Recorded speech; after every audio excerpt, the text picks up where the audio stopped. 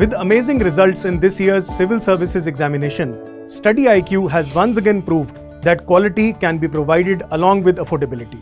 हमारे P2I यानी Prelims to Interview 2025 live batch में you will get 1000+ hours की live classes, 1-to-1 mentorship, daily answer writing practice, success in prelims crash course, 18 books covering all GS subjects, interview guidance program, and the most important, mains residential program where all prelims cleared students will be called to Study IQ campus in Delhi at no additional cost. Batches English, Hindi और English तीनों में available हैं. For any query, call 079-7142-0466. Scan QR code to join now. Study IQ IAS. अब तैयारी हुई affordable. Hello everyone, मेरा नाम रूपाली सुराना है। मैंने इस साल CSE 2023 के अंदर 386 रैंक सिक्योर किया है। ये मेरा लास्ट अटेम्प्ट था और मेरे लिए सबसे बड़ा हर्डल जो था वो था CSET। मैं 2 बार CSET में फेल हुई हूँ और उस CSET के कारण कई बार डीमोटिवेट भी होती रही हूँ।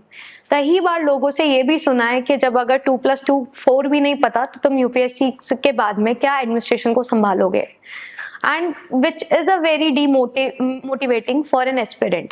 I believe being an art student, I always face this criticism कि मैथ्स तो कभी स्ट्रॉन्ग होगा ही नहीं। मैंने 2021 के अंदर CSET क्वालिफाई करा, उसमें मैं इंटरव्यू तक पहुंची और इस साल भी जब मैंने CSET क्वालिफाई करा तब भी मैं इंटरव्यू तक पहुंची। तो मुझे ये लगने लगा कि CSET ऐसी चीज़ नहीं है जिसको आप क्वालिफाई ना कर पाए। कहीं ना कहीं अगर आप मेहनत करेंगे, उस अपनी मिस्टेक्स के ऊपर काम करेंगे तो CSET will be an opportunity for you to come and celebrate this success with everyone. However, CSET को मैं 3 तरीके से डिस्क्राइब करना चाहूँगी। पहली चीज़, CSET एक बहुत ही डिसेंट मार्क्स लाने होते हैं। उसके अंदर एक क्वालिफाइंग पेपर है, इसके अंदर आपको कट ऑफ का डर नहीं होता। क्वालिफाइंग होने के साथ साथ CSET का लेवल जो है वो और भी टफ पे टफ होता जा रहा है और रीज़न बीइंग कि अब कैंडिडेट्स बहुत ज़्यादा बैठने लग गए फॉर द प्रिलिमिनरी एग्जामिनेशन और it becomes a eliminating point for the UPSC। Therefore CSET का जो पैटर्न चेंज होता है उसमें ये ऑब्जर्व हो रहा है कि पहले जहाँ पे स्टेटमेंट अजम्पशन वाले क्वेश्चन होते थे वो कम होते थे, अब वो इंक्रीज होने लग गए। कॉम्प्रीहेंशन के जो क्वेश्चंस होते थे पहले हमारे पास में बहुत इजी मोरल लेसन्स और अजम्पशन इन्फ्रेंसेस वाले होते थे, वो भी अब आप 3-3 4-4 स्टेटमेंट वाले क्वेश्चंस आप देने लग गए। उससे वो टफ होता जाता है कि इतने कम टाइम में 2 मिनट के अंदर आप कॉम्प्रीहेंशन कैसे सॉल्व करेंगे। तीसरी चीज जो probability, permutation, combinations and number system जो कि 11th-12th के अंदर बहुत ही ज्यादा एक्सटेंसिवली कवर किया जाता है, उसके नंबर ऑफ क्वेश्चंस हमारे CSET के अंदर इंक्रीज हो गए हैं। तो अब जो हमारे पुराने क्वेश्चंस होते थे like profit and loss, calendar, clock और इवन टाइम एंड डिस्टेंस, ये क्वेश्चंस बहुत कम होते जा रहे हैं। Hardly we find 1 to 2 questions in a paper जो कि बिल्कुल जेनेरिक वाले होते हैं। So in my opinion CSET को अगर क्रैक करना है तो कुछ चीज़ों के ऊपर फोकस करने की बहुत ज़्यादा ज़रूरत है। पहली चीज, हमें हमारी प्रिपरेशन को 2 पार्ट में डिवाइड करना है, क्वालिटेटिव एंड क्वांटिटेटिव। क्वांटिटेटिव के लिए हमें बहुत प्रैक्टिस करने की जरूरत है। अगर हम लगातार 1 महीना CSET प्रैक्टिस कर रहे हैं तो कैलकुलेशन बहुत इजी हो जाएगी और वैल्यू पुट करने से वो चीजें वहां पर इतना ज्यादा टाइम नहीं लेगी। सेकेंडली, क्वांट के लिए हमें ये ऑब्जर्व करना है जो पैटर्न चेंज हो रहा है उस चीजों पे फोकस करने की जरूरत है। अब फॉर एग्जांपल अगर परम्यूटेशन कॉम्बिनेशन के अंदर सिंपल अरेंजमेंट वाले क्वेश्चन आते हैं या फिर कोई मीटिंग वाले क्वेश्चन आते हैं तो वो हम इजीली सॉल्व कर सकते हैं। बट अगर कुछ ऐसे क्वेश्चन आते हैं जो बहुत हाई लेवल के होते हैं तो हमारे पास में ये स्किल होनी चाहिए कि हमें कौन से क्वेश्चन इग्नोर करना है। The liberty in CSET is that if we attend 45 questions and हम उसमें से 11 क्वेश्चन भी रॉन्ग कर देंगे तो भी हम लोग क्लियर कर सकते हैं। सो आपको 66 का स्कोर लाना है। सो आपको इतना पेशेंस होना चाहिए एग्जाम पेपर में कि आप आइडेंटिफाई कर सके कौन से क्वेश्चन आपकी लीग के बाहर है और कौन से क्वेश्चन आप कंफर्टेबली अटेंड कर सकते हैं। अब इसके अंदर अगर हम क्वालिटेटिव की बात करेंगे तो लॉजिकल रीजनिंग जो है आजकल अजम्पशन एंड स्टेटमेंट के फॉर्म में आने लग गई है और इस अजम्पशन एंड स्टेटमेंट के अंदर वी जनरली कंफ्यूज कि assumption होता क्या है and what is mean by the statement 1 and 2 and how the 1 and 2 justify each other। तो इस चीज के लिए आपको अलग से प्रैक्टिस करने की जरूरत है। assumption का मतलब वो होता है जिसमें कुछ एक फैक्चुअल नॉलेज हो जो आपके ऊपर के पैराग्राफ में दे रखी हो। अगर कोई चीज फैक्ट्स के ऊपर बेस्ड होती है तो आप उसको अज्यूम कर सकते हो, जिसमें कुछ प्रोबेबिलिटी होती है कि 50% चांसेस तो इस फैक्ट के क्लियर ही है।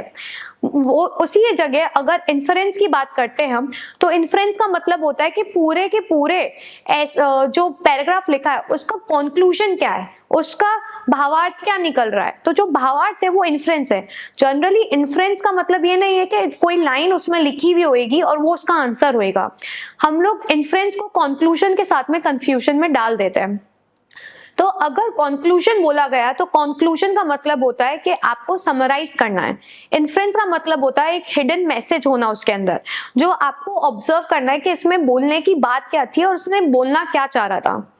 तो अब मैं आपको सीसेट के बारे में 3 अलग अलग चीजें बताना चाहूंगी। क्वांट के लिए मैंने एनसीईआरटी का वापस से यूज करा। 6 से लेकर 8 के एनसीईआरटी को मैं वापस मैंने उसके सारे क्वेश्चन सॉल्व करे, उसके कंसेप्ट समझे, ताकि मेरी जो एक बेसिक अंडरस्टैंडिंग है वो वापस से रिवाइव हो सके। और उस अंडरस्टैंडिंग के बाद में मैंने RS अग्रवाल की क्वांट एंड क्वालिटेटिव बुक होती है, उसके अंदर हर एक टॉपिक के ऊपर मोर देन 200 क्वेश्चंस होते हैं, उन क्वेश्चंस को प्रैक्टिस करा। अब इस प्रैक्टिस करने से 2 चीजों का मुझे फायदा हुआ। पहली चीज, मेरी कैलकुलेशन की स्पीड है वो अच्छी हो गई। सेकेंडली, किसी भी तरह के अगर क्वेश्चन आते थे उस टॉपिक पे तो I was comfortable enough to solve that thing. And lastly, CSET के लिए बहुत ज्यादा इंपॉर्टेंट जो है दैट इज आपके कोई भी ऐसे कोर टॉपिक्स है जो हर साल रिपीट हो रहे हैं और जो आपको लगता है कि आपके कंफर्टेबल जोन के बाहर है, तो आप उसको किसी यूट्यूब चैनल या किसी सर से आप सीख सके।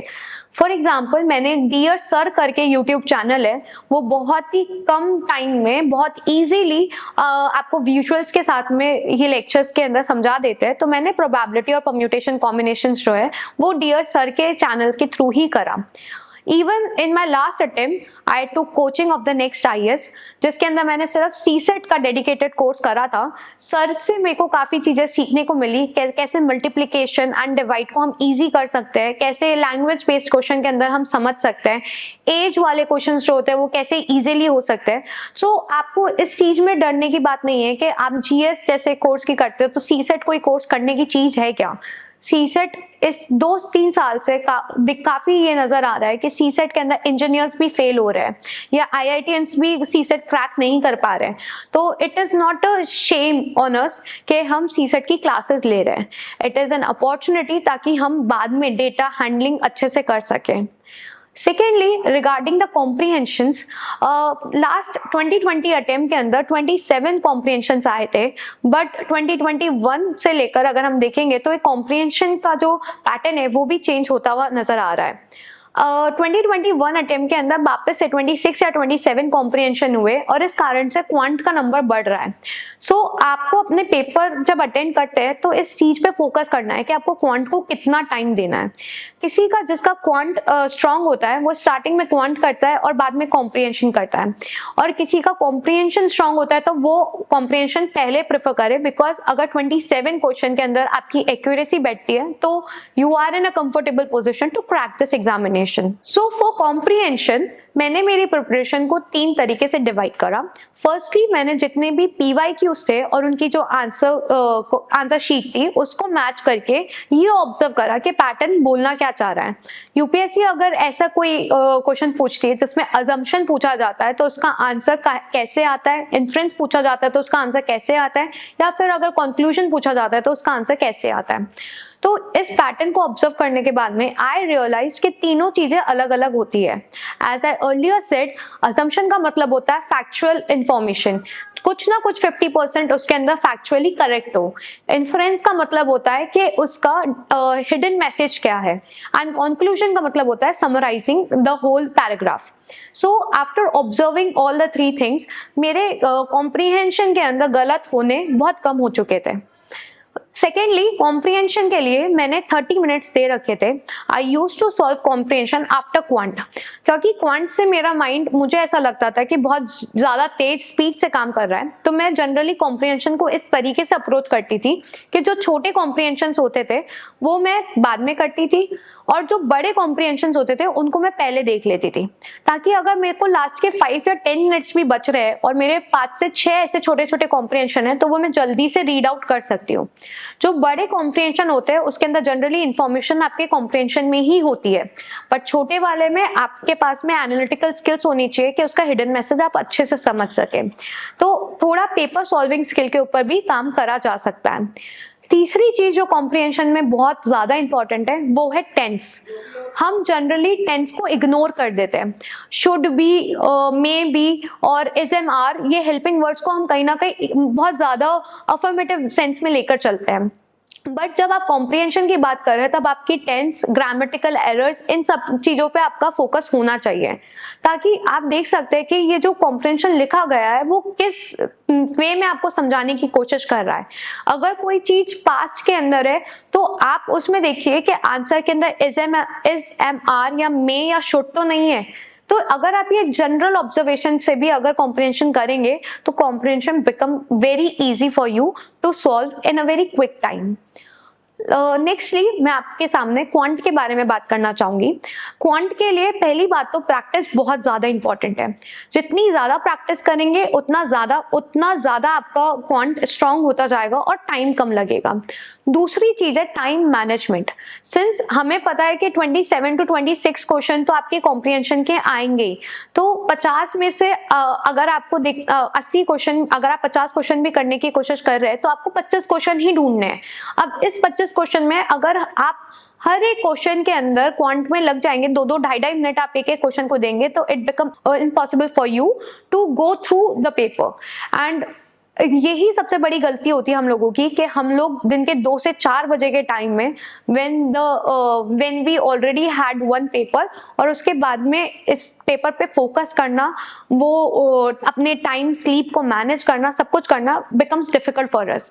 देयरफॉर आपको इसकी प्रैक्टिस रोज करनी है। 2 से 4 बजे बैठकर आपको ये देखना है कि कौन से क्वांट के क्वेश्चंस मेरे लिए कंफर्टेबल है और कौन से मैं इजीली कर सकता हूँ। सेकेंडली, जब आप क्वांट के क्वेश्चन में आते हैं तो एक टाइमर अपनी घड़ी के अंदर इस बात का देखते रहिए बार बार कि आपको जहां पे भी जिस क्वेश्चन में 2 मिनट से ज्यादा लग रहे हैं उसको स्किप कर दीजिए। जो छोटे क्वेश्चन होते हैं जिसके अंदर आपके पास में डेटा सब कुछ दे रखा है तो उस क्वेश्चन को पहले सॉल्व करिए।